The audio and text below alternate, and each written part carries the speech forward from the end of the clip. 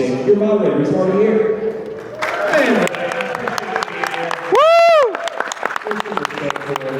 Yeah, man. Oh, that's right. It's the cue. Oh, yeah. I wasn't, I said We have to set the mood. And then I'm not ready. All right, it's going to get real. Everybody do this with your head. Take a deep breath in. Hold it. Let it out. Here we go. We're ready. Hang on.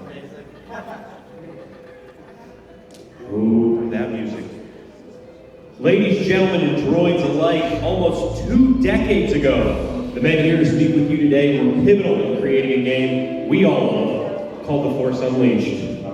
These icons have a list of Star Wars work, and if I read it all, we'd be here till tomorrow, quite frankly. 2 men who would be first ballot selections if they ever made a Star Wars Hall of Fame. When the 16s are down, they walk from here. Please give it up for the voices of Proxy and the Secret Apprentice, Mr. David W. Collins and Mr. Sam Witwer.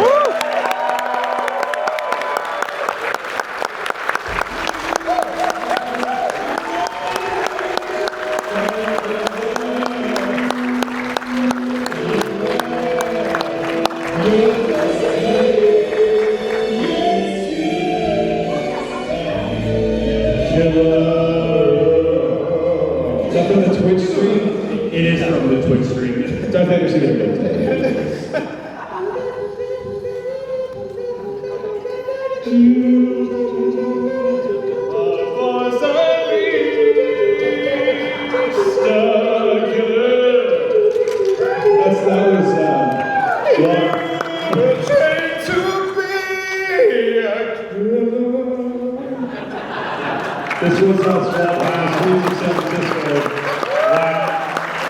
Sometime around the first game. Yeah, that was our useful feedback. Oh, can we show you the theme? Sure, yeah, show it to us. Yeah. Oh, cool, let's create some lyrics for it. Yeah, that's right. Darth Vader.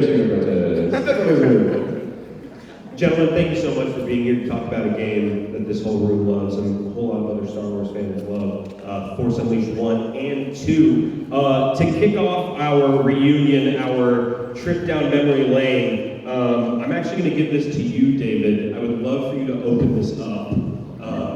This is, I want you to see it first before Mr. Witwer. I love that you introduced this like nearly 2 decades ago.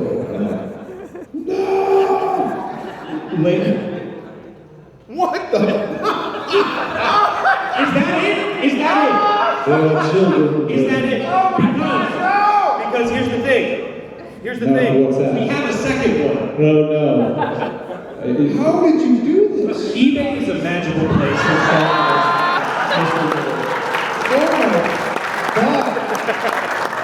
Oh my God! Here, let's reenact how I got into Force Unleashed. David, this is the pile of headshot resumes. Okay, hold on.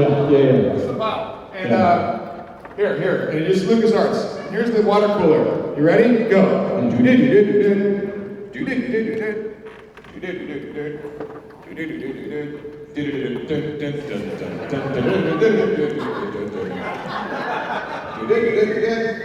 Oh, who should we audition? Let's audition this guy. Which guy? Sam Witwer. Sam Witwer? Was he in Battlestar Galactica? I don't know, but he kind of looks like a neo-Nazi. That's good of him.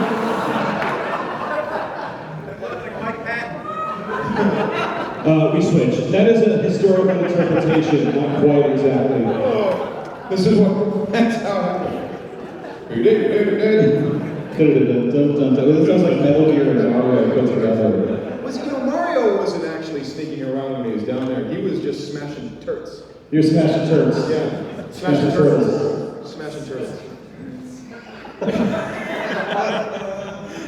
Gentlemen, when you guys look at that headshot, Don't look at that headshot! We don't look at the headshot. knowing that the headshot is staring you in the face next to you, does that transport you back to that time? I know you slipped that headshot in for the Force Unleashed and changed the galaxy forever. That's wow. So the origin story is, so, you want to tell this one or I? No, you can. Okay. So, Sam and I met in 2001 because my really good friend growing up went to Juilliard with Sam, and I had just started working at LucasArts. And he's like, hey, you should meet my buddy Sam. He's a huge Star Wars fan, really talented, really into Star Wars video games in particular. And Sam just we just called each other because he was just moved to LA, and I was working on, I think, Star Wars Jedi Starfighter or something like that. We just started out this friendship, and for years we were kind of watching each other. We just became friends on the phone all the time, just chatting about video games. I mean, at one point he actually was like, "Hey, do you ever play Fallout 2? Do you ever play Medal of Honor, Allied Assault, I think it was?" I said, "No, I haven't played either of those." He's like, "Here," and he just and we're in our early 20s, we have no money, and he's like, here are my CD-ROMs, he just mails them to me. And I'm like, wow, who is this guy? This is, it was just such a fast friendship, and so I remember I was working on Republic Commando, and I'm like, Sam, read for this. He read for Scorch. I read for Scorch in Republic Commando. And then I was like, because I had started voice directing in 2004, 2005, I started voice directing video games in LucasArts. And then Battlefront 2 came up. I'm like, Sam, read for Han Solo. Do you remember this? I read for Han Solo. You did, yeah. I think I didn't have the voice for it back then. No, I can do grumpy over there. That's right. But back then I was like, hey, I'm up here. But also, voiceover, became a growing part of your life. I remember. But anyway, it was just who are the actors? You're trying to bring people in that I know are talented would be great. And then Amy Beth Christensen draws this picture of concept art for Darth Vader's Secret Apprentice, and I looked at it and I was like,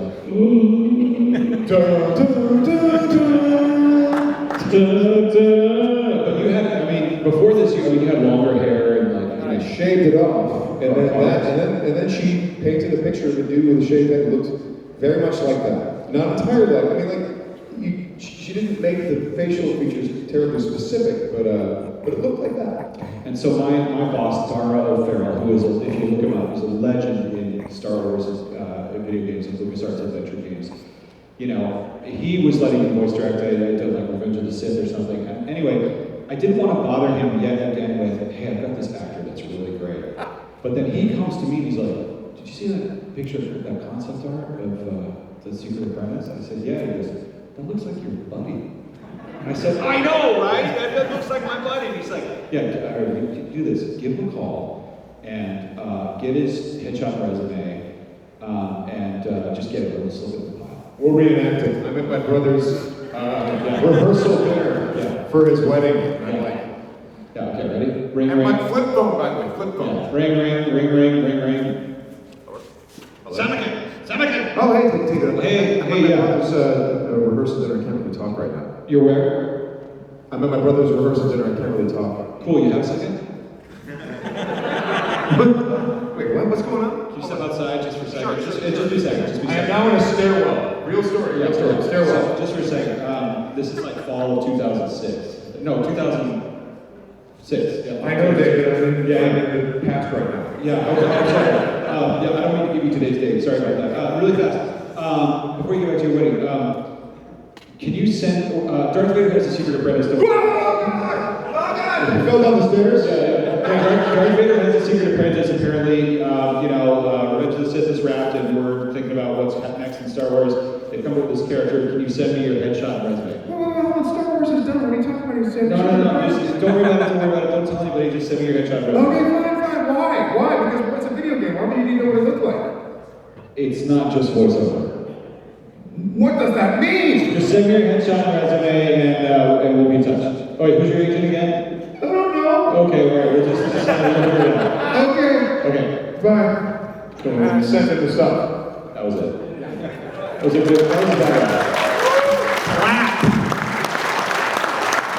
was a bizarre. I'll never forget that. I remember what that stairwell looked like because I was like, Vader had a secret apprentice, and immediately the whole night, people, my brothers and sisters, were like, what's great about Mike? And I'm thinking, what's great about the idea of Darth Vader having a secret apprentice? Well, and so it was an interesting time at Lucasfilm because Revenge of the Sith had wrapped, and we didn't know anything about the sort of secret formation of what would become Lucasfilm Animation or the Clone Wars, and there was a real, at least what I was told, a real sort of charge to the divisions of the company to figure out what was next for Star Wars, and that was one that LucasArts took very seriously, and came up with a very, very ambitious plan. In fact, they called their next game, they just called it Star Wars 2007. It shipped in 2008. But it was called 2007. Star Wars at 7 was what it was called forever. Like it was this next, big chapter. And so the story that Hayden Blackman came up with was just a genius. He was the writer and project lead, but also a great comic book writer. We were branching away from voiceover. We weren't set up to talk to theatrical agents. We weren't set up to do any on-camera auditions. We had to figure all that out. We were a company that did voiceover auditions with voiceover agents and voiceover talent. And what was great was Sam, you had just done Battlestar, you had just done Dexter, and this happened to be the vice president of LucasArts' 2 favorite shows at the time. And I think you were in Always Sunny with Glenn too, and he loved that show. And so when he saw your resume, he said, get him in, bring him in. And we auditioned you in October of 06. And my whole thing with the audition, I go in and I see the concept art, and I'm like, oh, I guess, yes, that does actually look like me. And I saw a bunch of Lucasfilm people looking at me and looking at the concept art and looking at me. So I thought that was a good sign. But then there was the bad sign. The bad sign was this. The audition signs didn't really suggest a type of character. They were good, but some lines tell you what kind of guy you're playing, and some lines you can read them 50 different ways. So I said, guys, how do you want me to read this? I can read this. Who's this guy? I can read him 50 different ways. And the director goes, which must have been Dara. It was Dara. Yeah, and he goes, yeah, and Hayden, I felt like Hayden was there. Hayden, I think, said it was on tape. Was he there? I thought Hayden was there. I thought he was there. Yeah. It was Matt Arnett, the art lead. Matt was there, yeah. And so, he said, yeah, I said, this could be read 50 different ways in terms of who this guy could be. And he said, go ahead, then read it 50 different ways. So I'm like, okay. And so a normal audition, you go in, you say, hi, how's it going? And maybe you act for 3 minutes or 4 minutes, and then you leave. I was acting for 45 minutes in that room, doing the scenes over and over and over and over again. And one in particular, there was a scene where Starkiller is meditating. He's meditating and he's assembling his force, assembling his lightsaber with the force. And when I was meditating, I did the scene different every time, different types of characters. But I started the scene the same every time, which was, I was like, my fists were, it was white knuckling in, and I looked all tense when I was meditating like this, and my whole body was tense. And then I'd come out of it and I would do it different. Eventually, and it was either Dara or Hayden. I think it was Hayden. I feel like it was Hayden. He goes, Sam, you did it different every time, but I'm confused. You did the meditation part the same every time. You were really tense. I'm like, yeah. He's like, why? He's meditating. I'm like, why are you so tense in the meditation? And I said, he doesn't know how to do that. And he's like, what do you mean? I'm like, when would Vader have taught anyone how to meditate? That is not in his best interest. This guy's doing what he thinks meditation is, and he's trying to make the pieces go together. And I was sort of going off on this tangent, and I saw people behind the glass, Lucasfilm people go. And I was told by Hayden, was like, that was when everyone was like, that was it. Yes, that was it. He's a Sith, yeah. You put a lot of thought into it, and that 45-minute audition, it was like an audition and a callback and a second callback and a screen test all in one. Yeah. And I was reading across from you because I was reading across from everyone that had auditioned, and there were some really good auditions, there were some really not good auditions, there was nothing like Sam's audition. It was like an instantaneous, like we had to go back and we had to show it to everybody and we all knew. I remember calling you secretly in the cab ride to the airport, going, I can't really talk right now, but well, I'm just thinking, I hope I didn't embarrass my friend. No. All of his coworkers. Oh my God. So then after that, no one believed that I knew you, which kind of worked to our advantage. So they're like, he's amazing. You don't know this. Get back and pick yourselves. It was pretty great. Yeah, that's fun. For the game, the tagline that I've heard in behind the scenes, and I'm sure you guys heard a million times, was kicking ass with the force. This guy's done his homework. I was literally word-mouthing that as he said it. I'm like, he doesn't do this one. He does. Sam, I'm so sorry, but this is literally my library of Force Unleashed stuff with the minifigures. Kicking ass with the force, right? Yes. Well, so, yes. Hayden Blackman, he's kind of like a coach, you know. He's got this sort of a coach-like energy, and the team grew to be 150, I think, worldwide, over 200 people, you know. But at LucasArts, we filled at the Letterman Digital Arts in San Francisco. We filled that theater. We had to do it in the movie theater in order to seat everybody. And so we met once a week, and he's like, you know, what's the name of the game? And everyone went, Force Unleashed. What's the name of the game? Force Unleashed. Who are you? Starkiller. No, Starkiller was the thing. More on that later. Starkiller was on the Darth Vader's Secret Apprentice. Darth Vader's Secret Apprentice. What's the main gameplay? Kicking ass with the Force. And what's the theme of the story? Redemption. That's it. Once a week, we all did it to just stay focused on the same thing. You know, and the gameplay was, you know, the elevator pitch is if you force push somebody. It's a cannonball. Going through multiple walls. You know, because it's like those Unleashed figures that came out at the time, if you remember those. It was like, just take it and make it a satisfying game for that medium. Right. You know, but there was also sort of the weight of what comes next. Is this canon? Or, you know, we were told, yes, we want to make something canonical. We want to make, you know, that. See, no one had ever told a story between trilogies. I mean, Revenge of the Sith had just come out, you know. So all And of George that. had a lot of input in it, you know, like he had a lot to say about what that time period was, how Darth Vader portrayed an apprentice, and what that stuff all had to feel like. You know, so Yeah, he would be isolated, lonely, be torturous, and his only friend is constantly trying to kill him. That's right, Proxy. Which in the original script, Proxy, like every 5 seconds was trying to kill you. In the original script, Proxy makes like 8 attempts on your life in the original script. And I remember one of my favorite ones was this. And this was cut from the, I believe he shot this, but this was cut from the game. Proxy, at some point, it's a dark room, and Proxy steps forward, and Starkiller's like tired, and he's like, oh, okay, Proxy, does it have to be right now? Okay, all right, what do you got? He's going for his lightsaber. Okay, what do you have? And walking out of the darkness is Anakin Skywalker. And Starkiller just goes, I don't know if I'm aware of this one. Well done, Proxy, okay. And he lights up his lightsaber, unaware that this is his master. This is Darth Vader. He has no idea. And at that point, me and David, and they were trying to shoot other things at the time, me and David are like, wait a second, let's talk this over. If Vader, listen to me.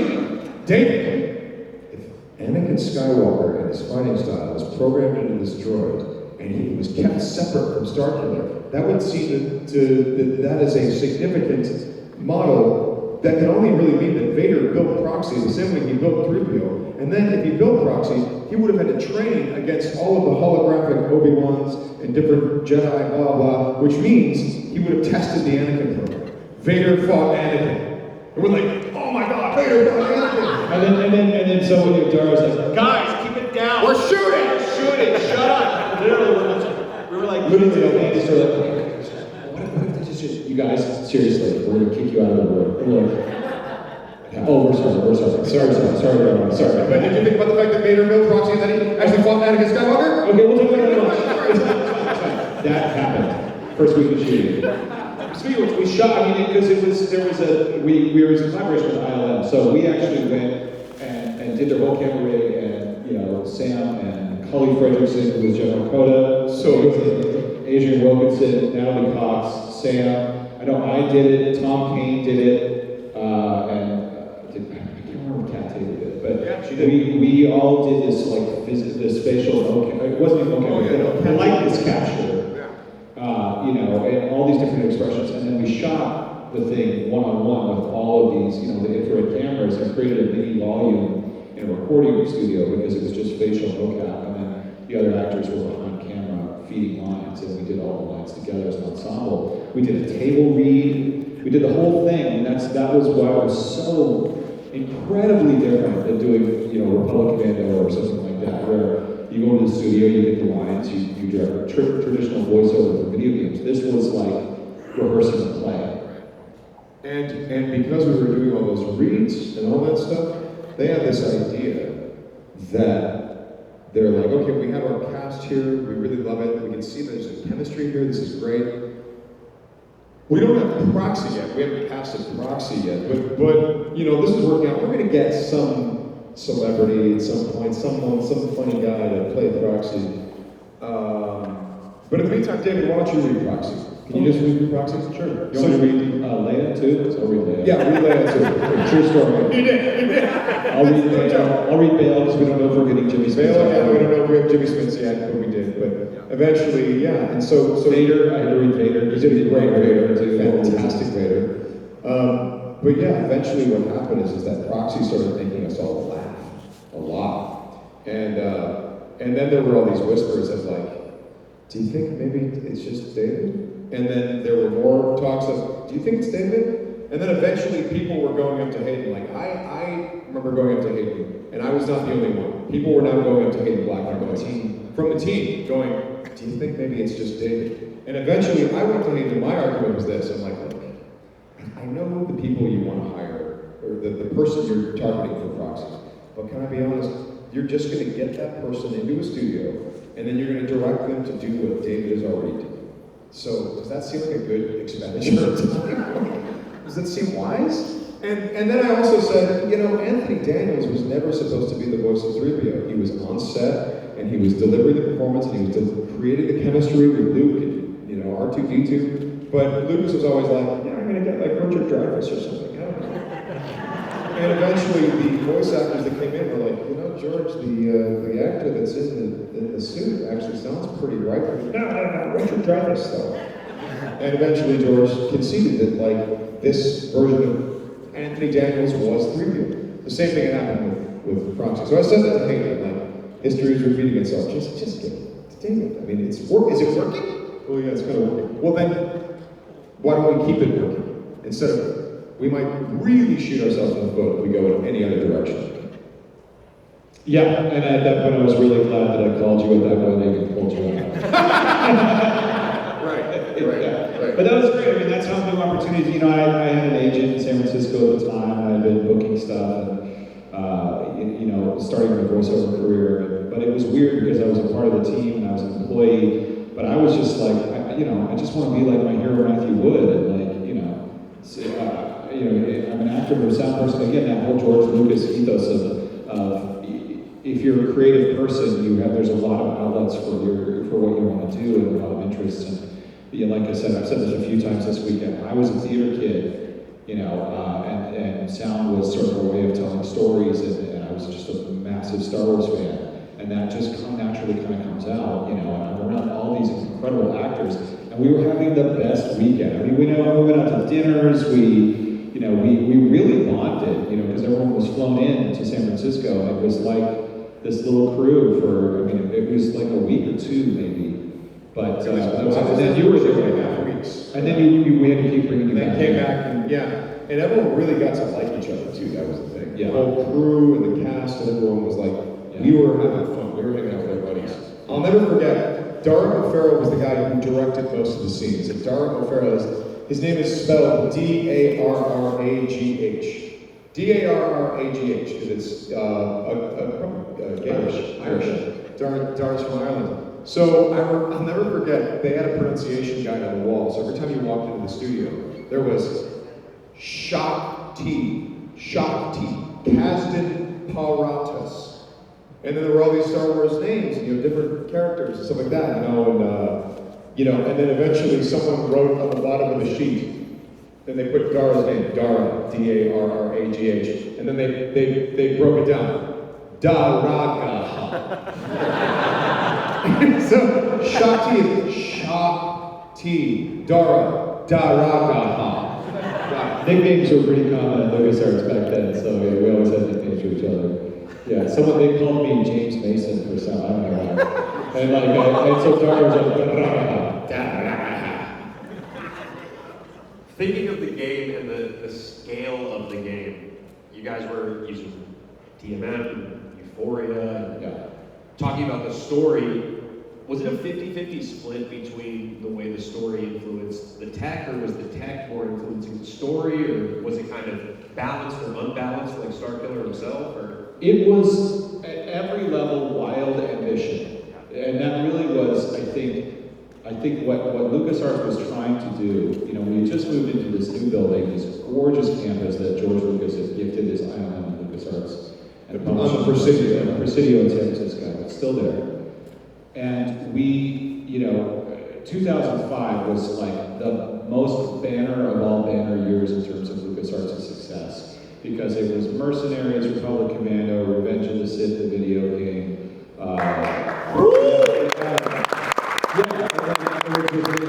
Battlefront 2 came out that fall, day and date with the Star Wars original trilogy for the first time ever on DVD. And so the vice president of marketing of Lucasfilm, Jim Ward, who did that great episode 1 trailer that was in front of the Waterboy and Meet Joe Black, and he had done the special edition marketing, he became the president of LucasArts. And he thought big.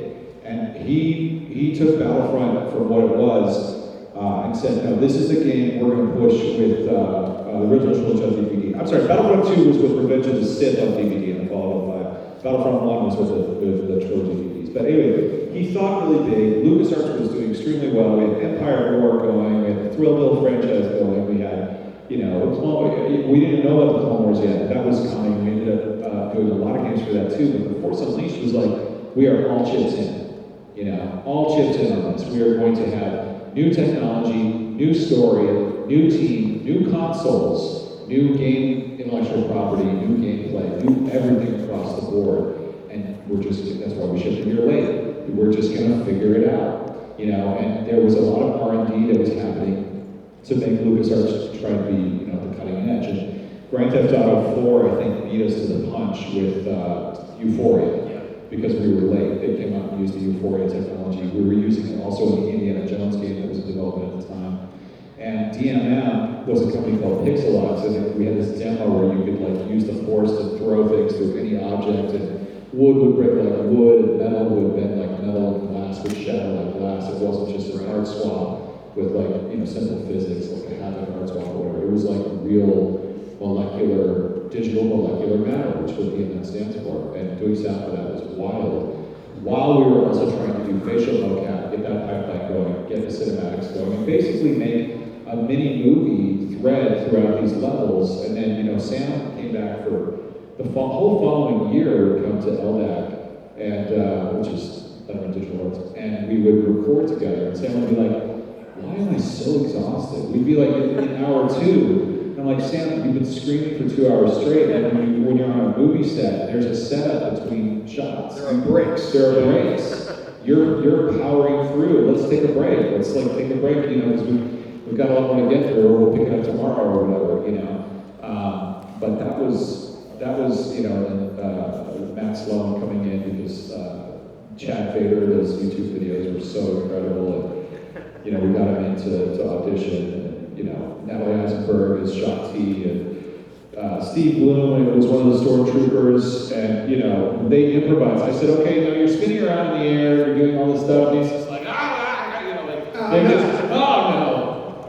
you know, it was just great, you know, yeah, it was just really ambitious all the way across the board. Everything was going to be new. We got to do a great orchestral score, we got to work with ILM, it was fantastic. Something that was ambitious that I don't think has been, well, I know it has not been done throughout Star Wars since The Force Unleashed, is a droid that turns into things that are trying to kill its master. And not just things, but other extremely big and violent characters like Obi-Wan and Maul. Yeah, Obi-Wan is ridiculously violent. That dude he starts fights with people with his buddy, 2-on-1 fights that are totally unfair to a guy just walking around Naboo Palace, not doing this. I heard he just sliced some guy's arm off while he was having a drink. He's just having a drink. Just sitting there at the bar, minding his own business. Massive act of violence. He also didn't even clean it up. There was a guy just having a death stick. He gave him a brain damage. Yeah. Poor guy. So he didn't deserve it. Couldn't make a living. Yeah. So I just want to point that out there. Obi-Wan Kenobi, psychopath. I'm sorry. In terms of the characters that Proxy can turn into, I don't know if you guys have ever been asked this, but if Proxy was Maul and went up against Maul, who would make it out? Maul, probably. Yeah. Right? Was that? Well, that could mean anything. Please, what's more? No, that could mean anything. Well, they're both mall, aren't they? No. I mean, I think my understanding is that proxy was, I mean, again, this is, you know, a stretch of the imagination, but his skeleton would change size. And, It would. You You know. saw how Proxy's skeleton shifted when he turned into Vader Yeah. to communicate with Starkiller, which is so cool. But if he's force pushing, there's got to be some sort of, I remember being like, there's repulsor or tractor beam technology in this droid. It's very advanced, you know, Anakin, he's, you know, tractor beam, trackball in his bedroom, by the way. Very expensive droid. Yeah, he knows how to build droids, so yeah, this is a custom job that he probably spent way too much time tinkering on. It was just like, Thank you for indulging me in that wonderful thought that I've had for a long time. Thinking about working as proxy, being Maul in a game where it was almost Maul specifically. It was originally pitched as a Maul game, correct? And there was also a Wookiee. Was it ever? Was it almost a Maul game? There was almost a ball game made after Force Unleashed, which made me going back to Dara and be like, you thought you were done with me. Because at that point I was working as Maul. But no, I think it was a Wookiee game. But I don't know, was it a Dark Maul game? I don't think so. You might be referring to the pitch process that Hayden mentioned in one of those behind-the-scenes videos. Yeah. Yeah, there was a Wookiee. This is before I was even on it. I think I was working on Revenge of the Sith or Rebel or whatever. But he was pitching all kinds of games to George and to Hayden, and pitched a Wookiee game. Yeah, sort of looking for like a superhero type character. Like, oh, there'll be a superhero Wookiee. And George had just spent this whole time explaining the importance of drama and how Star Wars drama works to Hayden Blackman. So George's response was, okay, so I just talked to you about how important drama is, and you're pitching a character who can't talk. Have you seen the holiday special?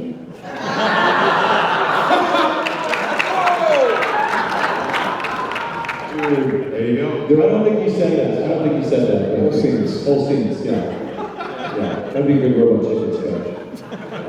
But anyway, he mixed a lot of stuff, but like the idea of a secret apprentice, I think, was the one. You'd have to have Hayden, and that's the other thing is like, Hayden would probably, if he was here, he'd be like, that's not how I remember it. Yeah. You know, I do remember at one point though, Proxy was a reverse cyborg. Do you remember this?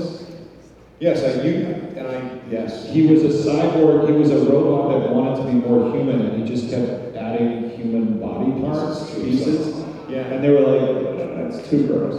No. I didn't even know if that got to it, but there was concept art for it in the hallways. Yes, and I used that in my Star Wars role-playing game. I created a character for it, and they loved it. Oh, very, very popular character. Speaking of gross, apparently, and you can strike me out on this, they were all, having their sort of review with George, and George is looking at the Secret Apprentice and going, okay, so what's his name? Well, we don't really have a name for him. He has a code name. It's Starkiller. How come he's not Darth something? And they're like, well, he's not like really a Sith. Why don't you, he's kind of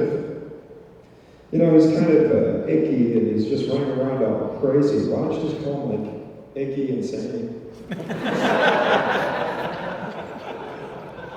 Icky and sane.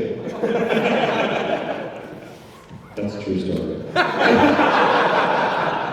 I wasn't there, but that's the hell I was related to. However, the Starkiller one is really interesting. So we never called him Starkiller in development. He was always Darth Vader's secret apprentice, or he was Jacob Nyan before he became Jacob Nyan, Galen Merrick. And I remember I was in the studio with Natalie recording her in-game dialogue, and she was like, this is, I forgot her code name, something, to stop Killer. I was remembering, stop Killer.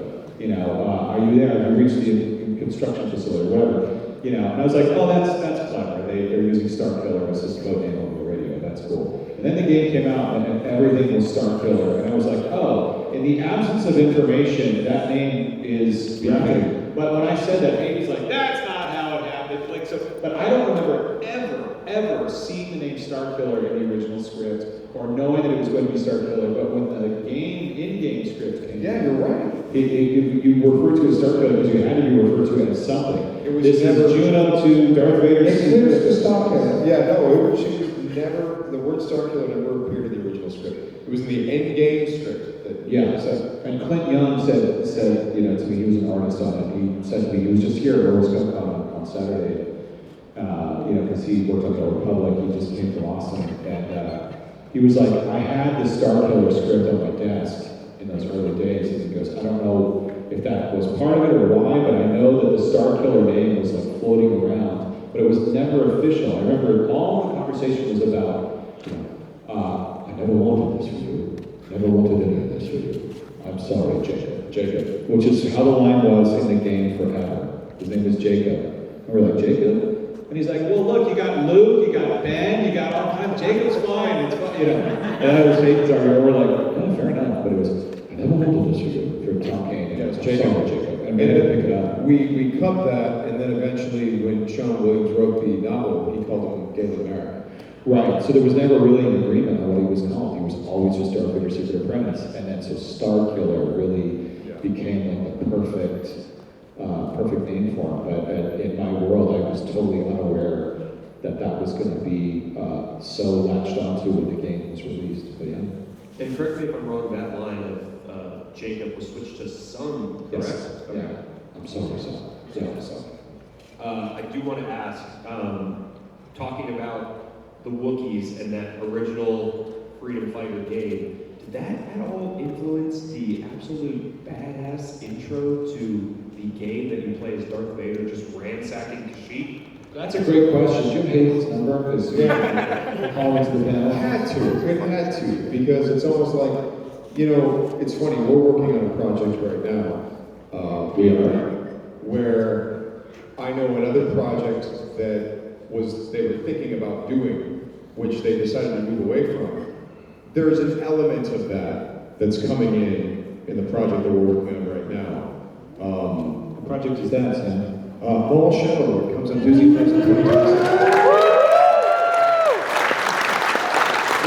Yeah. So there's a thing. There's a big moment in there, and it's absolutely them completing the wish fulfillment of this other project that they were thinking they were going to do for a second before we moved on to Shadow. So we've been working together for like 18 years now. Yeah. And it's funny too. We've been friends for a long time. We talk every week, sometimes every day. Yes. And Sam is an incredible friend to have, and has been. And navigating this business, and having a sounding board to bounce off of. When I was at Sony, the Days Gone casting was happening, and I removed myself from the process, because I knew it, but they came up to me and they were like, you know Sam, right? And I said, yeah. And I was like, he's an incredible collaborator, and the subject's being, you should listen, you should take his advice, because I've been taking it for, 24 years, something like that. We've been friends, and it's been really, really, really great. Not just in the business, but just personally, and having a buddy that totally gets it, and you get to work with. It's like making Star Wars with your friends, And so that way, Force Unleashed and Shadow Lord are very personal projects, because it does. It feels like you're creating, with your friends. And these projects are so collaborative over there that, there is a lot of heart that they allow people to put into it. Right. Some projects, it's like, look, say your lines, actor. Hit this mark. Right, and I need you to make it sound like this, and blah, blah, blah. And people generally, just kind of stay within the bounds of their job description very strictly. Lucasfilm stuff hasn't been like that, This guy is throwing all kinds of crazy stuff into Shadow Lord that people did not ask him to do, but when they witnessed it, they were like, or they heard it, they were like, oh, that's great, keep going, that's fantastic, because it's someone else contributing something that you'd never think of, right, or again, with Star Killer or Maul or whatever, they've always invited me to be like, well, what do you think? What's your take on this? So it's a wonderful thing about Lucasfilm stuff. It's extremely collaborative. Always really. And a real testament to Lucasfilm Animation, which is a studio that George built. And they have an incredible pipeline and work process that's been successful for 20 years. We just celebrated the 20th anniversary You know,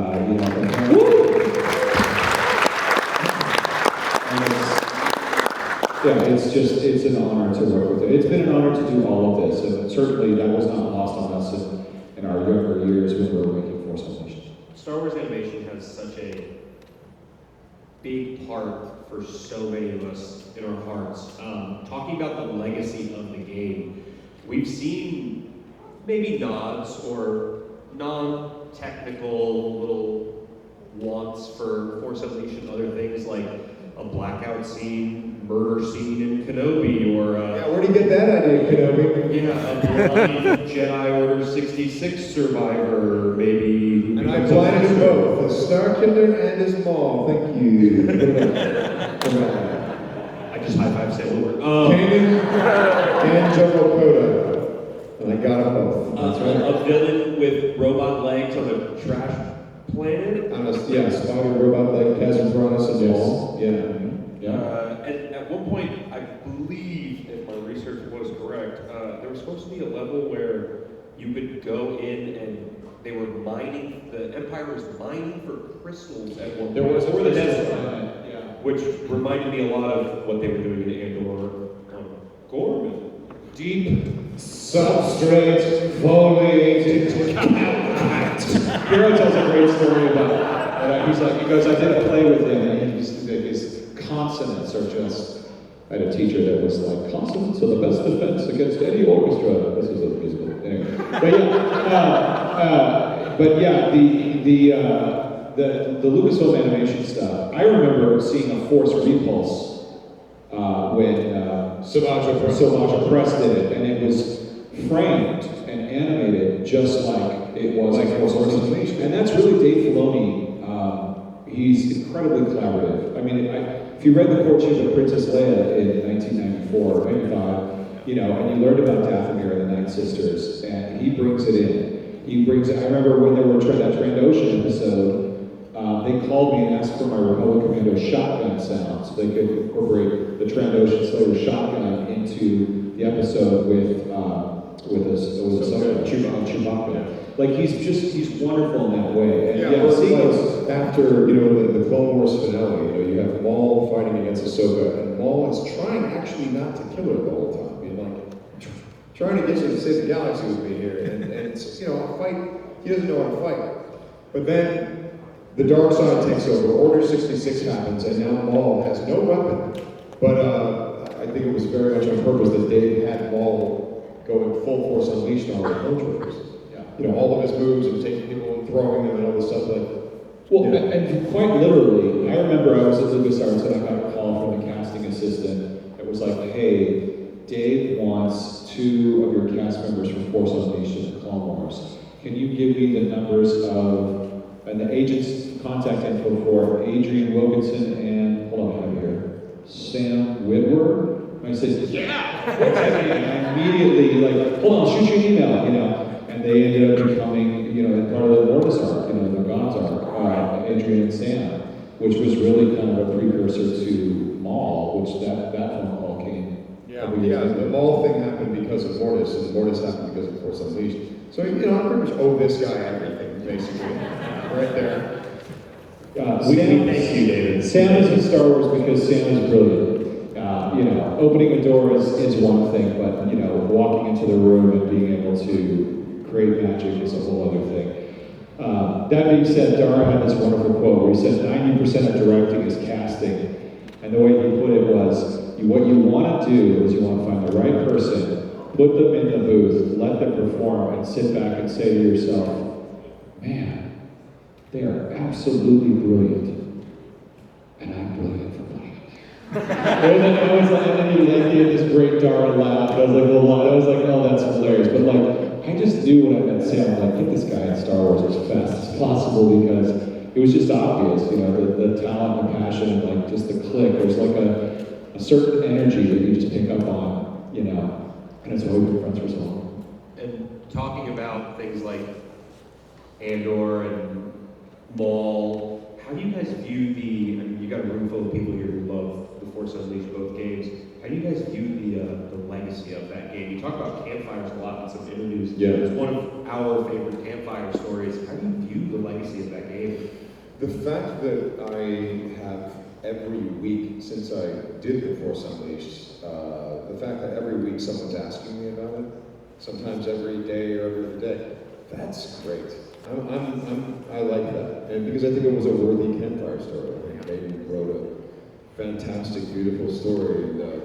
And I always say this thing about Star Wars: it's campfires, right? Like when people want this book to line up with this video game or this television show, I get that impulse. But Dave actually taught me this.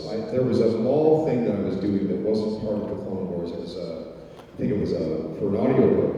And there was something that was not consistent with something we did in Clone Wars. And I got a hold of Dave, and Dave is like, well, that's good. I'm like, it's not. It's going to be confusing, and blah, blah, I'm doing it. So shouldn't I ask them to change it? And he's like, no, don't ask them to change it.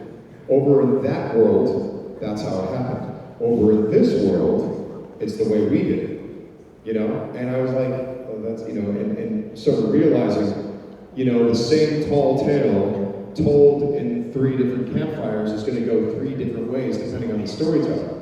You know, what did George Lucas say about Star Wars? He's like, yeah, Star Wars is ultimately, you know, told through the point of view of R2-D2, because in those stories, R2-D2 is saving everyone all the time. So that's R2-D2. These guys would go nowhere without that. So that's, you know, it's the fun of Star Wars is that Force Unleashed, in that world, all of the Force users are amped to 11. It's not just Starkiller. Kazdan brought us this whole world where he's using the Force to construct a giant temple with droids and all this stuff. And Shaak Ti controls a giant, you know, Sarlacc pit. Vader's tearing walls down, and all kinds of crazy stuff is happening. Destroying Wookiee villages. Destroying Wookiee villages, and not suspension bridges and bouncing people. But it's, you know, in that world, that's the way that the Force works. But if you were to tell that at a different campfire, where it's a little bit more like what you see in the films, it would go differently. Like maybe Starkiller didn't pull the Star Destroyer down with a sheer force of will, size matter means nothing, tear it in the sky. Maybe that's one campfire. Another campfire is like, Starkiller, tear it into the sky. And he's like, you got it. And he goes, and he goes like that, and suddenly the pilot on the Star Destroyer is like, huh. And he pushes down on the throttle, you know, because that's what I would do. You're like, hold on the Star Destroyer, like, mind trick the pilot. Woo! But it's, you know, again, those details. Does Ahsoka have a blue lightsaber or a green lightsaber at the Siege of Mandalore? It depends on the point of view. In terms of legacy of the game, you know, I think Sam does have a better perspective on this, because I just want to say something about you, if I may, about my friend Sam. I was, you know, The Force Unleashed was a very difficult game in terms of how ambitious it was, and in the end, we were pulling, you know, long hours. Video games are software, and software is unpredictable, and I was working late, and Sam would just call me at like, he knew I was still in the office at like 11 p.m. How's it going, man? How you doing? Oh, I'm good, but they want these international mixes by tomorrow morning. Okay, you can do it, you can do it, you can do it. Oh, no, but just, I'm so tired. You got this, it's gonna be great, it's gonna be great. You know, when I remember when Republic Commando came out, and I read a review that really bummed me out, you know, because when you're working there, you don't know what fans like you think. Like, I would have loved that game as a kid, I would have loved it if I wasn't working on it. But you see a lot of, when you're in the eye of the tornado, you see a lot of the negative and none of the positive, you know. It's a horrible thing about human nature is that we obsess over these things.